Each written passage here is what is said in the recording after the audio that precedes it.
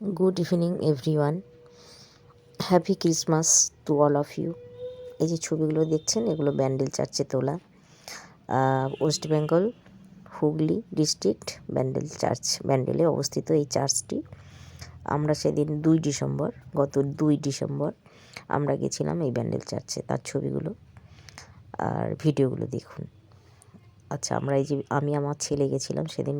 হঠাৎ করে মন হলো যে হুগলি ডিস্ট্রিক্টে থাকি, হুগলি ডিস্ট্রিক্টে অনেক কিছুই দেখা হয়নি, তো ব্যান্ডেল চার্চটাই প্রথমে ভাবলাম দেখি। ব্যান্ডেল চার্চ আর ইমামবাড়া দুটো দেখেছিলাম সেদিন। তো প্রথমে গেছিলাম ব্যান্ডেল চার্চ। তো ওখানে আমার এক রিলেটিভের বাড়ি আছে। তো আমি যেহেতু কোনো দিন যাইনি, তাই হুগলিতে নেমে রোড ম্যাপটা জানার জন্য ওকে ফোন করতে হয়েছিল। তো ফোন করার পরে যখন ও জানতে পেরেছে যে আমি ওখানে যাচ্ছি, তো তখন ও আবার বাড়িতে ফোন করে দিয়েছে আমার দিদিকে আর কি, যে মাসি আসছে। তো সেখানে বাধ্য হয়ে তখন ওদের বাড়ি যেতে হয়েছে। বাধ্য হয়ে না, মানে ওদের আন্তরিকতায় বারবার বলছে যে তুমি এখানে আসবে আমাদের বাড়িতে, খাওয়া দাওয়া করে তারপর চলো নিয়ে যাব তোমাকে। তো যাই হোক, তারপরে আমরা ওখানে সেদিন খাওয়া দাওয়া করেছি। খাওয়া দাওয়া করে এই যে টোটোতে উঠছে আমার ছেলে, দেখুন পরে বলছি। এই যে আমরা বিধান পার্ক থেকে টোটোতে উঠেছি, ওঠার পর এই যে এই জায়গাটাকে দেখে নিন।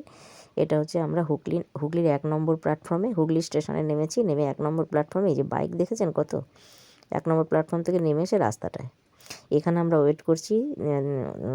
দিদির ছেলের নাম সুমিতকে ফোন করে দিয়েছি, ও আসছে বাইক নিয়ে। ততক্ষণ আমরা দাঁড়িয়েছিলাম। পাপ্পিগুলো দেখেছেন, এটা হুগলি স্টেশন। এই যে নেমেছি আমরা এখান দিয়ে, ওভারব্রিজ পার হয়ে আমরা 1 নম্বরে গিয়ে এই যে রাস্তার উপরে দাঁড়িয়ে রয়েছি। তারপর আমরা বাইকে করে, ও আসার পর আমরা বাইকে করে ওর বাড়ি গেছি। ওর বাড়ি হচ্ছে হুগলির নলডাঙ্গা মোড়। ওর বাড়িতে গেছি, যাওয়ার পরে খাওয়া দাওয়া করে একটু বসে তারপর আমরা বেরিয়ে পড়েছিলাম ব্যান্ডেল চার্চের উদ্দেশ্যে। ওর বাড়িতে দেখুন ঠাকুর আসন, ও গোপাল পুজো করে, ভীষণ গোপাল ভক্ত, ঠাকুর ভক্ত। এই দেখুন পিতলের গোপাল নিজে পুজো করে প্রত্যেক দিন, বউরাও করে কিন্তু ও বেশিরভাগ করে।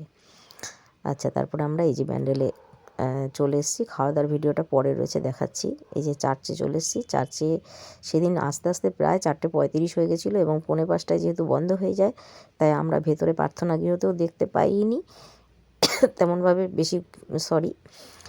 বেশি ঘুরে দেখতেও পাইনি। যতটুকু ছবি ভিডিও করেছি সেইটুকুই দেখাচ্ছি আপনাদের।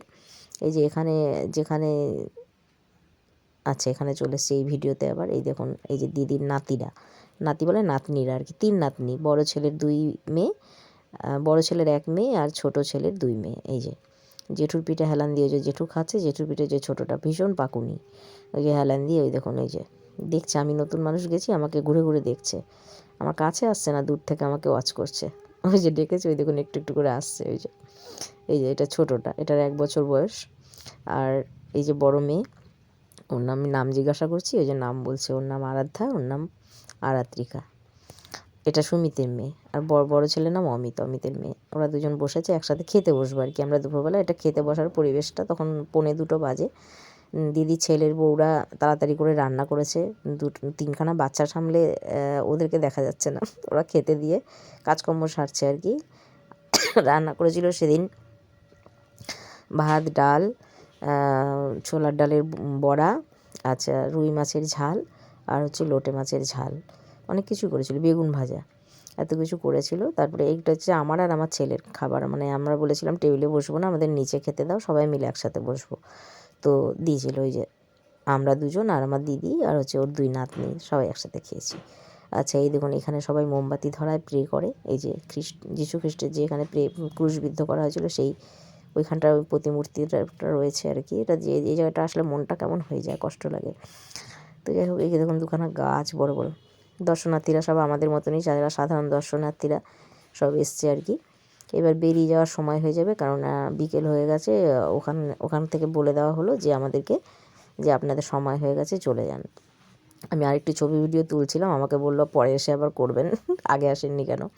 তো যাই হোক, যতটুকু তার মধ্যে থেকে পেরেছি ওনাকে একটু রিকোয়েস্ট করে আমি তুলেছি।